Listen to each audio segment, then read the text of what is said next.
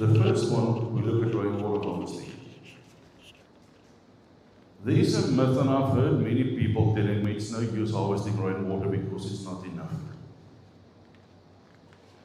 Now, by show of hands, I want to ask two questions quickly. Who in this room has either backup power or solar power at their houses or at their businesses? Okay. How many of you run completely off-grid that you don't use any Eskom, you only use your alternative energy? Only 2, 3. Now, that speaks volumes. Because on the one end, we expect of rainwater to take us off-grid, to take care of our total need, and if it doesn't, we're not interested. But when we do solar power, most people will use that to save money, to reduce the load on Eskom, and to have power when there's load shedding.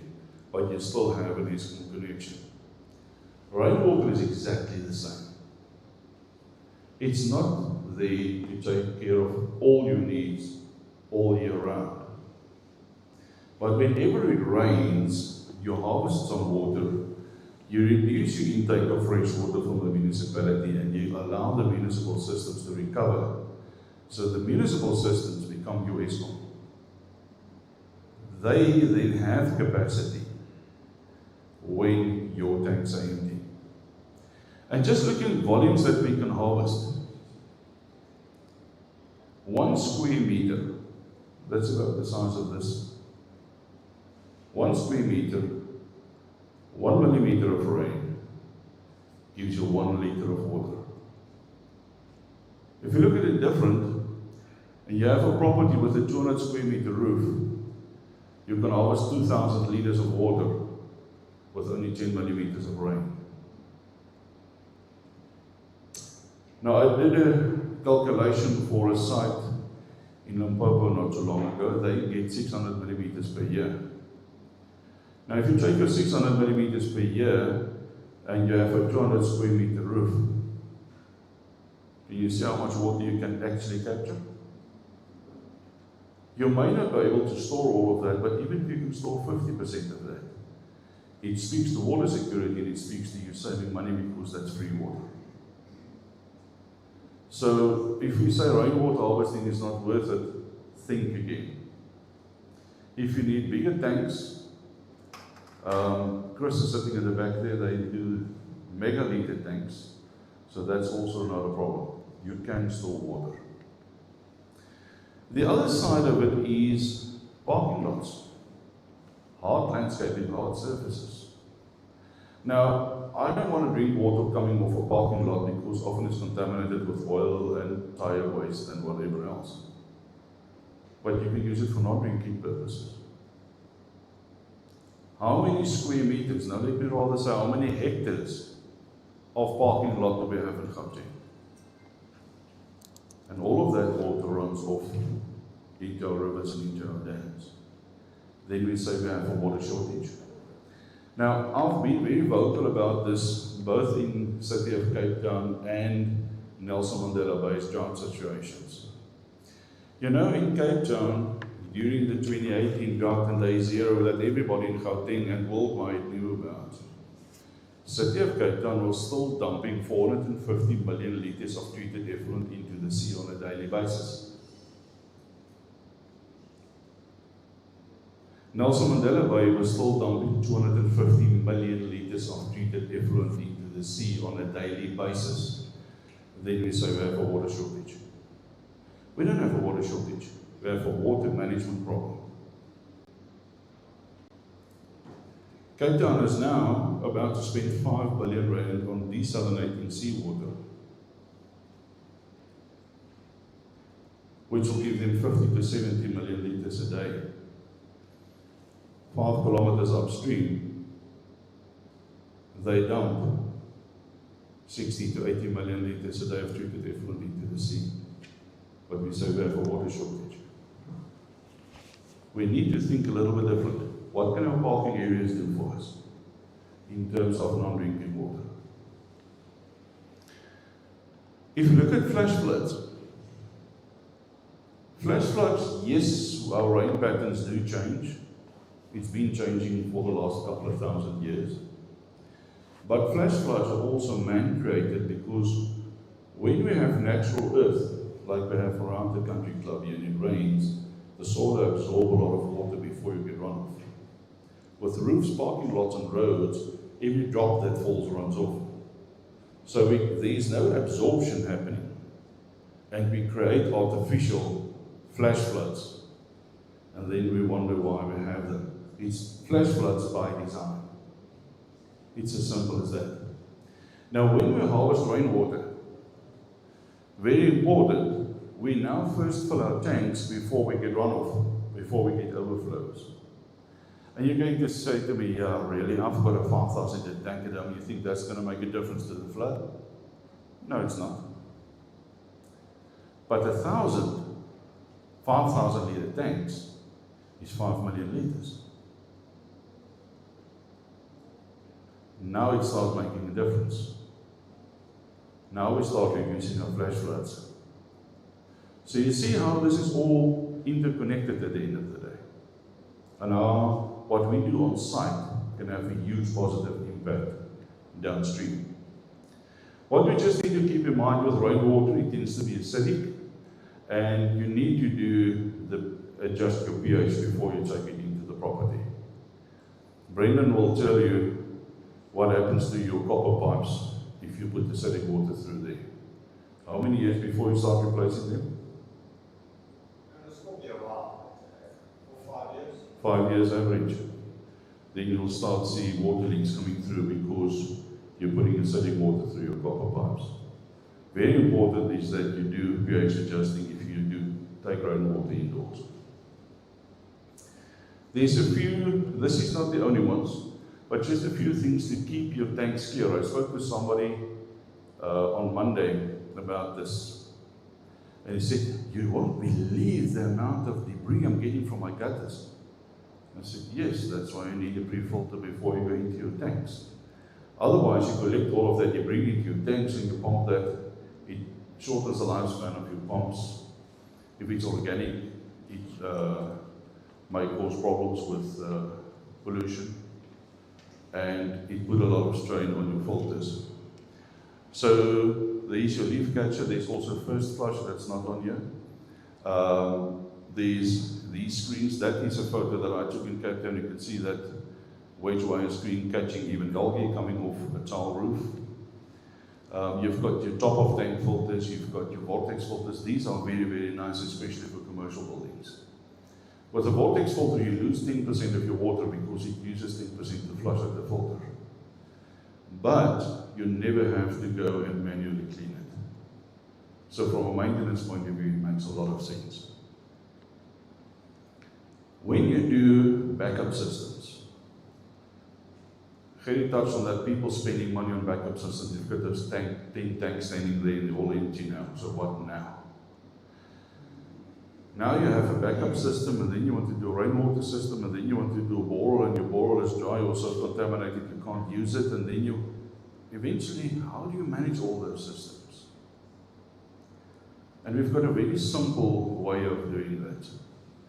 One of them is for your backup systems is oversize your tank. In other words, if you need 10,000 litre backup, put 20 or 30 or 40,000 litre tanks up there.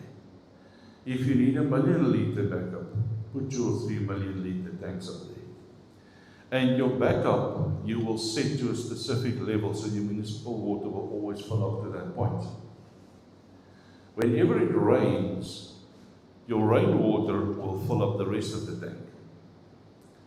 And when your rainwater fills the rest of the tank and you start using water from the tank, you first use your free water.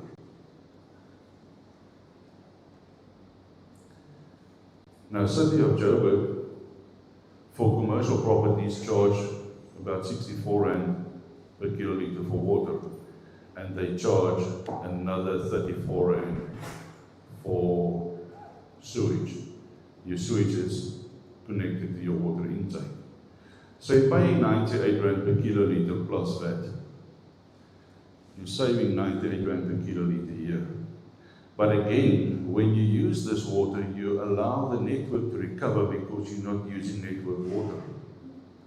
So when you're getting down to this level, there is water in the network.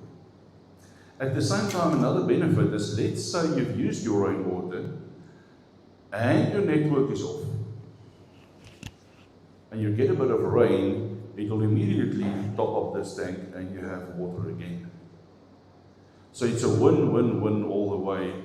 You have one system, one pump, one filtration system, and it gives you a lot of peace of mind, and it saves you a huge amount of money. That's the lekker thing. Whatever you do here from an intervention point of view saves you money. Whatever you spend on central systems costs you money, because at some point it's financed and somebody need to pay the taxes for that. So this is a very simple way of optimizing your rainwater system and backup system, joining it together on site. This is just a quick diagram. I'm not going to spend a lot of time on this. We have your water tank, you have your VSD control pump, your filtration, sterilizing, pH correction, and you go into the building. Now in this case, we're not filling a tank. This is a direct municipal supply. We have a direct municipal supply into the building. And if you set the pressure on this one higher, then that will be primary and this one will be your backup. If you set your pressure higher on this one, that will be your primary and that will be your backup if your tanks are empty or if the pump fails or whatever.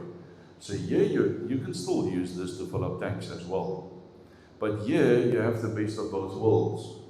Because now, if the power drops, you have your municipal water pushing through. If your pump fails, you have your municipal water pushing through. You never need to go out and close this tap and open that tap. And whoever you want to get up 2 o'clock in the morning in the middle of winter to go and change taps outside. This is a full automatic system. As I said, I'm not going to spend a lot of time on the design of it, just know that it's a way you can have it hassle-free, like you have your electricity and your inverter that kicks in the minute that Eskom drops. You can have the same in water. You can have your automatic backup system, a no-hassle system. Very important here is backflow preventer that is not a non-return valve. A backflow preventer is designed to guarantee that your water doesn't push back into the municipal pipeline. And I was in a meeting in Cape Town where one of the developers said, listen, we've got a grey water system, but that's completely separate. And we have a municipal dedicated line. We want the city to exempt us from having to install a backflow preventer. Now, it's a multi-million rand development. That backflow preventer cost a few thousand. And I said to the developer, well, the city was hard, took a hard stance and they said, we tell you you'll do it and you will do it.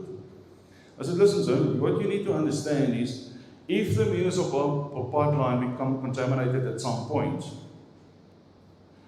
you can stand up and say, it's not mine, I have a backflow preventer in place. If you don't have a backflow preventer, some ways in future, a plumber may interconnect between your grey water system and your drinking water system without knowing. And you can have contamination. So that's something that's, for me, not even debatable. It's something that we definitely need to install. Now, if that system is set up properly, it will make primary use of your rainwater, or as I said, you can change it around depending on where you set the pressure higher. It'll use municipal water direct from the municipal supply when your rainwater is depleted or if there's a problem with your pump. And the backup municipal water in the tank will only be used in real case of emergency when there's nothing else. So it's a full automatic system, no human intervention required. It's maximum saving of municipal water because you're using rainwater, giving the municipal system chance to recover. And the more alternative water we use, the better chance the system has to recover. Which means there should be water in the system when we need it. This is a practical, Brendan, you're not allowed to laugh, okay? This was a retrofit. The original municipal supply came under the floor there.